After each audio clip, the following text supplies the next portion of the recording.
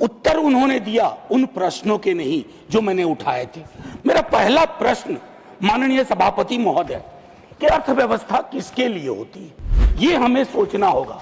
खेत खलिहान, फैक्ट्री, स्कूलों, निर्माण स्थलों पे, हॉस्पिटल्स में काम करने वालों के लिए, या एक बिल्कुल ऐसे प्रभु वर्ग के लिए जिनसे हमारी कोई ईर्ष्या नहीं है। पिछले एक दशक से गहरा विरोधाभास हम देख रहे हैं। अर्थव्यवस्था कहते हैं तेजी से बढ़ रही है, भारत निवेश के लिए आकर्षण का केंद्र बनता जा रहा है, जबकि करोड़ों युवा रोजगार से बाहर हैं। स्ट्रक्चर होगा पिरामिड का जहां बेस ही एक दिन गायब हो जाएगा।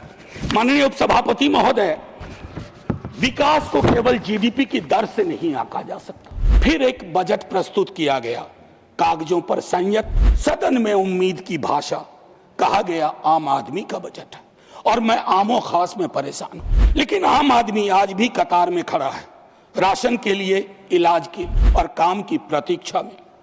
इस बजट में आंकड़े बोलते हैं, अनुभव नहीं। बताया गया देश तेजी से आगे बढ़ रहा है, पर यह नहीं बताया गया यह प्रगति किसे साथ ले जा रही है और किसे बहुत पीछे छोड़ रही है। चंद बड़े घरानों के बढ़ते मुनाफे राष्ट्रीय उपलब्धि, जबकि किसान, मजदूर और बेरोजगार युवाओं की जिंदगियां, संरचनात्मक सुधार, शिक्षा, स्वास्थ्य और रोजगार, तीनों को वित्तीय अनुशासन और धैर्य का एक और साल। माननीय सभापति महोदय, यह केवल एक बजट नहीं, एक राजनीतिक फैसला है कि नीति किसके लिए बनेगी और किससे कहा जाएगा कि चुपचाप एक साल और इंतजार करो। आपने 20 सेकंड, 2 मिनट लगभग हो गए। केंद्र सरकार के बजट पर पार्लियामेंट में बहस जारी है। राज्यसभा में आज तेजस्वी यादव के सांसद ने सरकार के बजट की हवा निकाल कर रख दी। नमस्कार दर्शक, न्यूज़ देख रहे हैं आप, मैं हूं अनुराग। केंद्र में पार्लियामेंट में लगातार बजट पर चर्चा हो रही है। हालांकि पिछले दिनों काफ़ी हंगामा हुआ था, हो हल्ला हुआ था, राहुल गांधी को बोलने नहीं दिया जा रहा था, ये आरोप लगाया जा रहा था विपक्ष की तरफ से, जो लीडर ऑफ अपोजिशन है।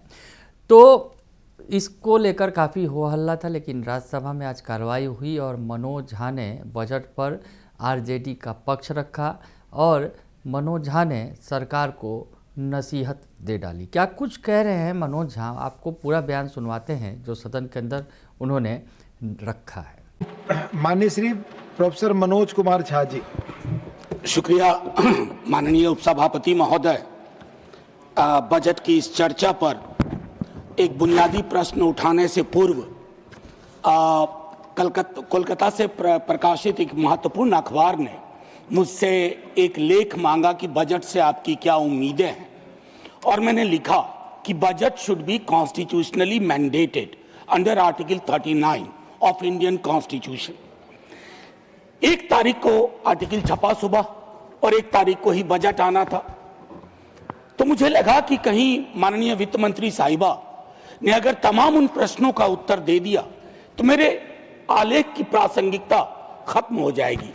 लेकिन मेरा आलेख आज भी प्रासंगिक रहा, क्योंकि उत्तर उन्होंने दिया उन प्रश्नों के नहीं जो मैंने उठाए थे। मेरा पहला प्रश्न माननीय सभापति महोदय कि अर्थव्यवस्था किसके लिए होती है, ये हमें सोचना होगा। खेत खलिहान, फैक्ट्री, स्कूलों, निर्माण स्थलों पे, हॉस्पिटल्स में काम करने वालों के लिए, या एक बिल्कुल ऐसे प्रभु वर्ग के लिए जिनसे हमारी कोई ईर्ष्या नहीं है, लेकिन हम चाहते हैं कि उनकी भागीदारी बाकियों की भागीदारी के बराबर हो। माननीय सभापति महोदय, पिछले एक दशक से गहरा विरोधाभास हम देख रहे हैं। अर्थव्यवस्था कहते हैं तेजी से बढ़ रही है, भारत निवेश के लिए आकर्षण का केंद्र बनता जा रहा है, जबकि करोड़ों युवा रोजगार से बाहर हैं। वास्तविक आय ठहरी हुई है और औपनिवेशिक शासनकाल के बाद आय की असमानता, आंकड़ों की, मैं सिर्फ ऑक्सफैम डेटा की बात नहीं कर रहा हूं, आय की असमानता हमें ज्वालामुखी की ओर ले जा रहा है। माननीय सभापति महोदय, बजट केवल एक वित्तीय दस्तावेज नहीं होता है, एक नैतिक वक्तव्य होता है, और हमने इसको एक वित्तीय दस्तावेज में तब्दील करके इसकी इतिश्री कर ली है। आज भी बेरोजगारी देश की सबसे गंभीर समस्या है। मुझे स्मरण है माननीय प्रधानमंत्री जी और कई लोग युवा लाभांश की बात कर रहे थे। आज वो युवा लाभांश लायबिलिटी में तब्दील होता जा रहा है और हमारे पास कोई रोड मैप नहीं है।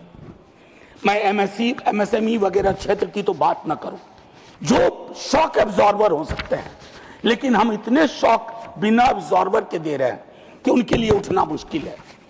माननीय उपसभापति महोदय, इस संकट से उबरने के लिए सरकार के पास एक और चीज आ जाती है, ध्रुवीकरण। मैं आज उस पर टिप्पणी नहीं करना चाहता, लेकिन हर ध्रुवीकरण मौलिक समस्याओं को चादर से ढकने का काम करता है। ये भारत जैसे प्रगतिशील देश के लिए उचित नहीं है। कमाल की व्यवस्था हम देख रहे हैं, ऊपर संपत्ति बन रही है, नीचे संपत्ति घट रही है, समृद्धि शून्य होती जा रही है।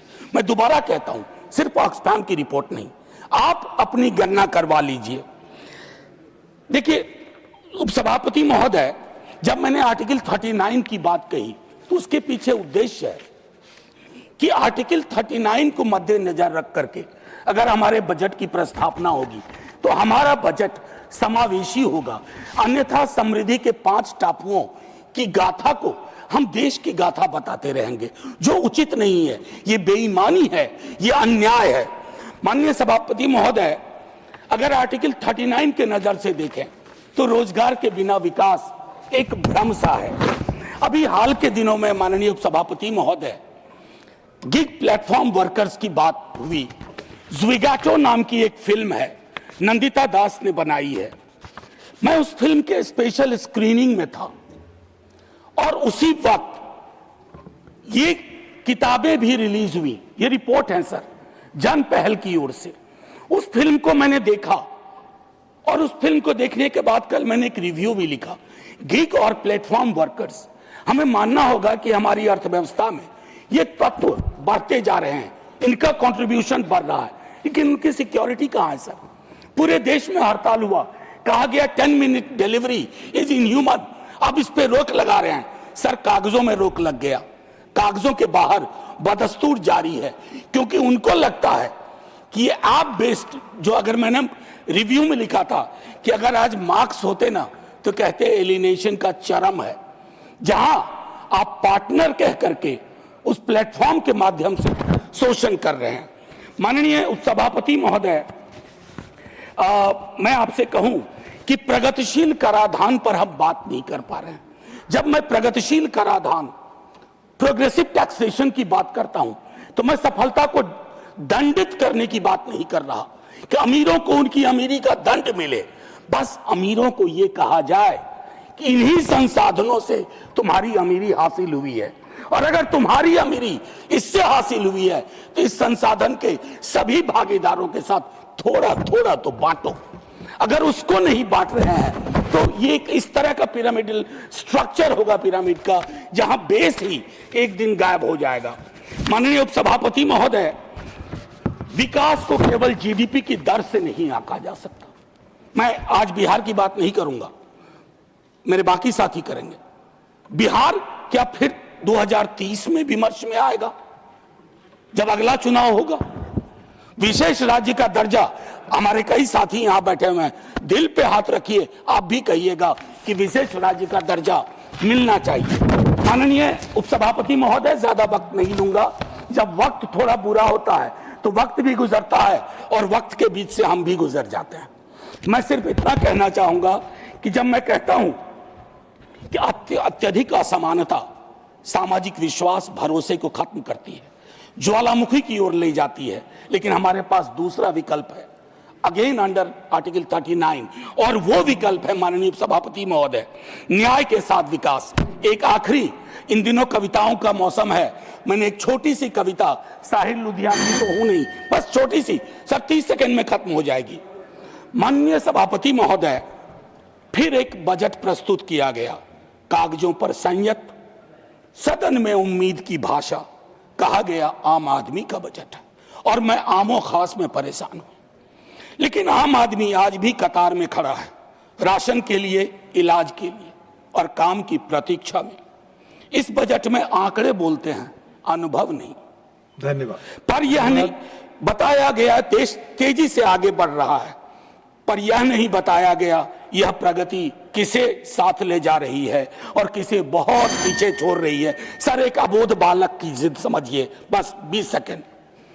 चंद बड़े घरानों के बढ़ते मुनाफे राष्ट्रीय उपलब्धि, जबकि किसान, मजदूर और बेरोजगार युवाओं की जिंदगियां संरचनात्मक सुधार, शिक्षा, स्वास्थ्य और रोजगार तीनों को वित्तीय अनुशासन और धैर्य का एक और साल।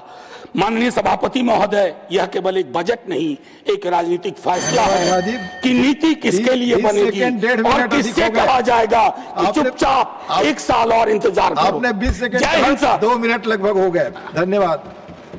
माननीय डॉक्टर सरफराज अहमद।